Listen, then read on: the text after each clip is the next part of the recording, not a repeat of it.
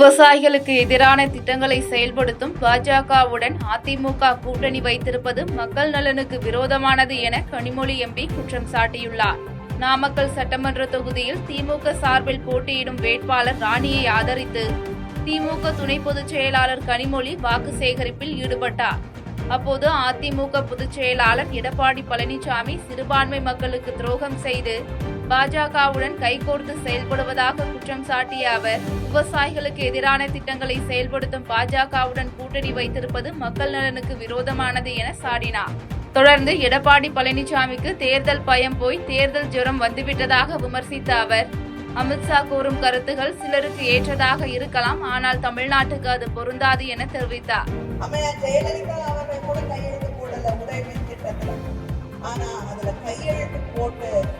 தமிழ்நாட்டு மக்களுடைய துன்பத்திற்கெல்லாம் காரணமாக இருக்கக்கூடியவர் எடப்பாடி பழனிசாமி. அதுதான் அவர் கொண்டு வந்த திட்டம். விவசாயிகளுக்கு எதிராக கொண்டு வரப்பட்ட சட்டங்கள், அந்த சட்டங்களுக்கு ஆதரவு தெரிவித்தவர்தான் அந்த திட்டத்துக்கு ஆதரவு தெரிவித்த திட்டத்தை தான் எடப்பாடி பழனிசாமி கொண்டார். இன்னைக்கு நம்முடைய சகோதர சகோதரிகள் 100 நாள் மேல, அந்த 100 நாள் மேல கூட கிடைக்காம போனதுக்கு ஒரு சட்டத்தை மோடி அரசாங்கம் கொண்டு வந்திருக்கிறது. அதை எதிர்த்து போராடி கொண்டிருக்கக்கூடிய முதலமைச்சர் நம்முடைய முதலமைச்சர் அண்ணன் தளபதி அவர்கள். ஆனா அதிமுக ஆட்சியில்தான் மலைவாழ் மக்கள் அனைவருக்கும் வீடு கட்டி கொடுக்கப்பட்டதாக தொண்டாமுத்தூர் தொகுதியில் பிரச்சாரம் மேற்கொண்ட அதிமுக வேட்பாளர் SP வேலுமணி தெரிவித்தார். கோவை தொண்டாமுத்தூர் தொகுதியில் தேசிய ஜனநாயக கூட்டணி கட்சி சார்பில் போட்டியிடும் அதிமுக வேட்பாளர் SP வேலுமணி அப்போது தொண்டாமுத்தூர் தொகுதியில் தீயணைப்பு நிலையம், அரசு கலைக்கல்லூரி, RTO அலுவலகம் போன்று மற்ற தொகுதிகளில் இல்லாத அனைத்து திட்டங்களும் செயல்படுத்தி உள்ளதாக தெரிவித்த அவர், உங்களில் ஒருவனான தனக்கு மீண்டும் இரட்டை இலை சின்னத்தில் வாக்களிக்க வேண்டும் என கேட்டுக்கொண்டார். தொடர்ந்து திமுகவினர் 5 வருடங்களுக்கு ஒருமுறைதான் வருவார்கள் என குற்றம் சாட்டிய அவர், அதிமுக ஆட்சியில்தான் மலைவாழ் மக்கள் உள்ளிட்ட அனைவருக்கும் வீடு கட்டி கொடுக்கப்பட்டதாக தெரிவித்தார். இதே இடத்துல ஃபர்ஸ்ட் நான் பேரூர் எம்எல்ஏவா இருந்து தொண்டாமுத்தூர் சட்டமன்ற வேட்பாளராக 2010 வரும்போது நம்முடைய சந்திரசேகரன் தலைமையில் இதே போலதான் இதே எழுச்சி அப்போ இருந்தது. அதுதான் சந்திரசேகரன் மேலே கூப்பிட்டு நீங்க தான் போடணும்னு சொல்லி சொன்னேன் சால்வ். ஆகவே இன்றைக்கு களத்திலே வெற்றி வேட்பாளராக உங்களுடைய சகோதரனான எனக்கு நீங்கள் எல்லாம் மீண்டும் இரட்டை இலை சின்னத்திலே வாக்களிக்க வேண்டும் என்று உங்கள் பாதம் பணிந்து நான் கேட்டுக்கொள்கிறேன். சாலையில் நாய் குறுக்கிட்டதால் இருசக்கர வாகனத்தில் சென்ற இளைஞர் உயிரிழந்தது குறித்த CCTV காட்சி வெளியாகியுள்ளது. செங்கல்பட்டு மாவட்டம் மதுராந்தகம் அடுத்த நுகும்பல் கிராமத்தில் இருந்து சித்தாமூர் புத்திரன்கோட்டை நோக்கி இருசக்கர வாகனத்தில் வந்த இளைஞர்கள் நாய் குறுக்கே வந்ததால் நிலை தடுமாறி கீழே விழுந்து விபத்தில் சிக்கினர். இந்த விபத்தில் இருசக்கர வாகனத்தில் பயணித்த சாரதி என்ற இளைஞர் சம்பவ இடத்திலேயே உயிரிழந்த நிலையில் படுகாயமடைந்த 2 இளைஞர்கள் தீவிர சிகிச்சைக்காக செங்கல்பட்டு அரசு மருத்துவமனையில் அனுமதிக்கப்பட்டனர். இதனைத் தொடர்ந்து விபத்து குறித்து சித்தாமூர் காவல் நிலைய போலீசார் வழக்கு பதிவு செய்து விசாரணை மேற்கொண்டு வருகின்றனர். இதனிடையே விபத்து குறித்த CCTV காட்சி வெளியாகியுள்ளது. கோவில்பட்டியில் இருசக்கர வாகனம் மீது லாரி மோதி ஏற்பட்ட விபத்தில் கணவன் உயிரிழந்த நிலையில் படுகாயமடைந்த மனைவி மருத்துவமனையில் அனுமதிக்கப்பட்டார். விருதுநகர் மாவட்டம் கஞ்சம்பட்டியை சேர்ந்த தம்பதி மனோகரன், மனிஷா. இவர்கள் இருவரும் கோவில்பட்டியில் இருந்து இருசக்கர வாகனத்தில் கஞ்சம்பட்டி நோக்கி சென்று கொண்டிருந்த போது கோவில்பட்டி சாத்தூர் சாலையில் சிவகாசியில் இருந்து தூத்துக்குடி நோக்கி சென்ற லாரி மீது மோதி விபத்து ஏற்பட்டது.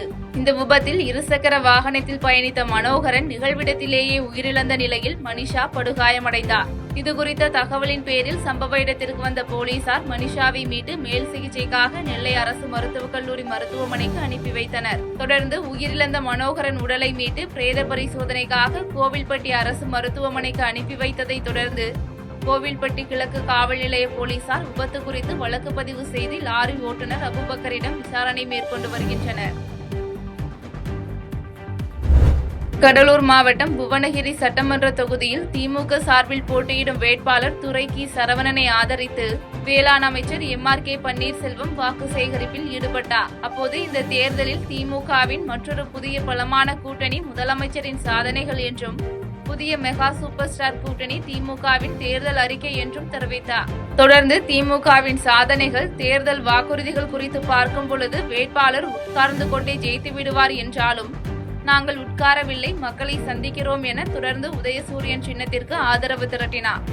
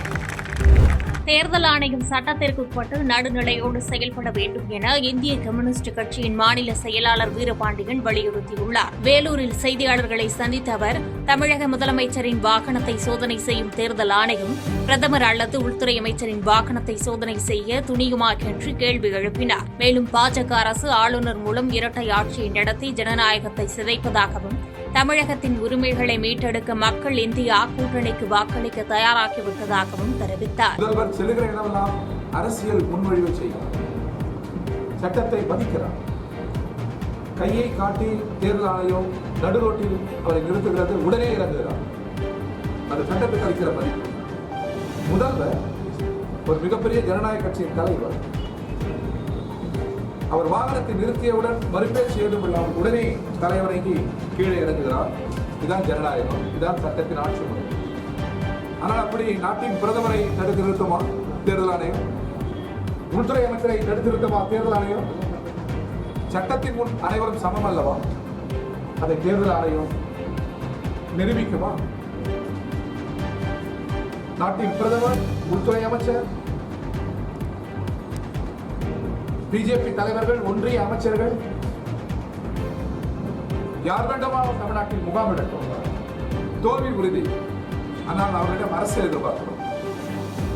திமுக இந்து விரோத அரசு என்று சொல்வது, தமிழ்நாட்டின் தலைநகரம் என்பது பெண்கள் நடக்க முடியாத ஒரு இருட்டாட்சி நடைபெறுகிறது, எங்கு பார்த்தாலும் பாலியல் வன்கொடுமை என்பது, இந்த பொய்களுக்கு அப்பால் அவர்களிடம் அரசியல் எதிர்பார்க்கிறோம். 10 தோல்விகளை கண்ட எடப்பாடி பழனிசாமிக்கு இந்த தேர்தலுக்கு பின் 11வது தோல்வி காத்திருக்கிறது என திமுக துணை பொதுச் செயலாளர் கனிமொழி கருணாநிதி விமர்சித்துள்ளார். நாமக்கல் தொகுதி திமுக வேட்பாளர் ராணியை ஆதரித்து பேசிய அவர், தோல்வி பயத்தால் எடப்பாடி பழனிசாமி தரம் தாழ்ந்து பேசுவதாக குற்றம் சாட்டினார். தமிழகத்தின் கல்வி நிதி முடக்கம், நீட் திணிப்பு போன்றவற்றுக்கு காரணமான பாஜகவுடன் கைகோர்த்துள்ள அதிமுகவுக்கு மக்கள் தகுந்த பாடம் புகட்டுவார்கள் என்றும், திராவிட மாடல் ஆட்சியில் மகளிர் உரிமை தொகை உள்ளிட்ட திட்டங்கள் தொடரும் என்றும் உறுதியளித்தார். நம் எதிரணியிலே இருக்கக்கூடியவர்கள் இன்னைக்கு தோல்வி பயத்தால் எதையோ பேசிக் கொண்டிருக்கிறார்கள். எடப்பாடி பழனிசாமி எதை சொல்றதுன்னு இல்லாத அளவிற்கு இன்னைக்கு தரம் தாழ்ந்து பேசக்கூடிய ஒரு நிலையிலே இறங்கிவிட்டார். அவர் தோல்வி பயம் மட்டுமில்லை, தோல்வி ஜுரம் வந்துருச்சு. அதனால எதுவுமே தேராதுன்னு தெரிஞ்சிருச்சு. முதலமைச்சரை கீழ்த்தரமாக விமர்சிக்கக்கூடிய ஒருவராக மாறிவிட்டார். தான் கூட ஒரு முதலமைச்சராக இருந்தோம், இன்னைக்கு எதிர்க்கட்சி தலைவராக இருக்கிறோம் என்ற ஒன்று மறந்துவிட்டு இன்னைக்கு தரம் தாழ்ந்து விட்டார்.